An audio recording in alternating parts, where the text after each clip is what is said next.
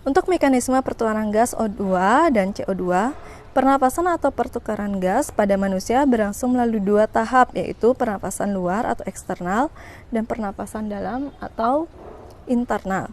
Pernapasan luar merupakan pertukaran gas di dalam paru-paru. Oleh karena itu, berlangsung difusi gas dari luar masuk ke dalam aliran darah. Dengan kata lain, pernapasan luar merupakan pertukaran gas antara udara dan darah. Pada pernapasan luar, darah akan masuk ke dalam kapiler paru-paru yang mengangkut sebagian besar karbon dioksida sebagai ion bikarbonat. Dengan persamaan reaksi yang bisa kalian lihat, H+ ditambah HCO3- menjadi H2CO3.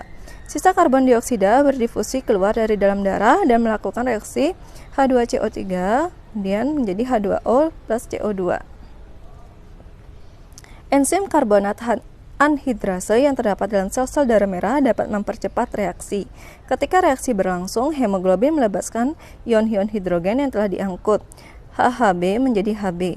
Hb merupakan singkatan dari hemoglobin, yaitu jenis protein dalam sel darah merah.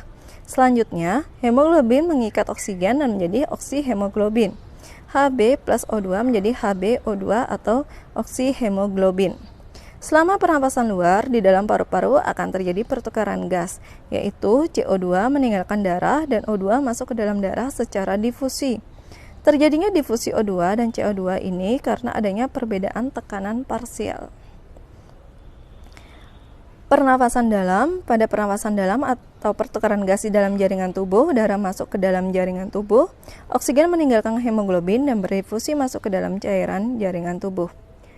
Kemudian, reaksinya bisa sebagai berikut: HbO2 menjadi Hb plus O2. Difusi oksigen keluar dari darah dan masuk ke dalam cairan jaringan dapat terjadi karena tekanan oksigen di dalam cairan jaringan lebih rendah dibandingkan di dalam darah. Hal ini disebabkan karena sel-sel secara terus-menerus menggunakan oksigen dalam respirasi seluler. Dari proses pernapasan yang terjadi di dalam jaringan, menyebabkan terjadinya perbedaan komposisi udara yang masuk dan yang keluar paru-paru.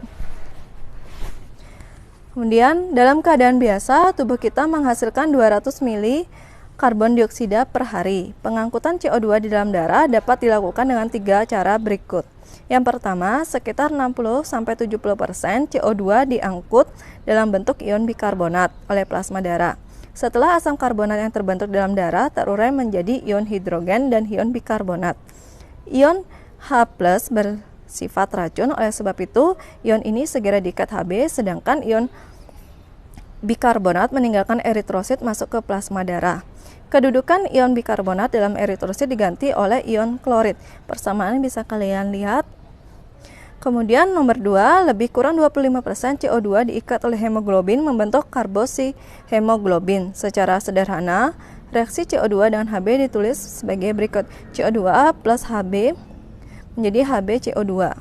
Karboksihemoglobin disebut juga karbaminohemoglobin karena bagian dari hemoglobin yang mengikat CO2 adalah gugus asam amino.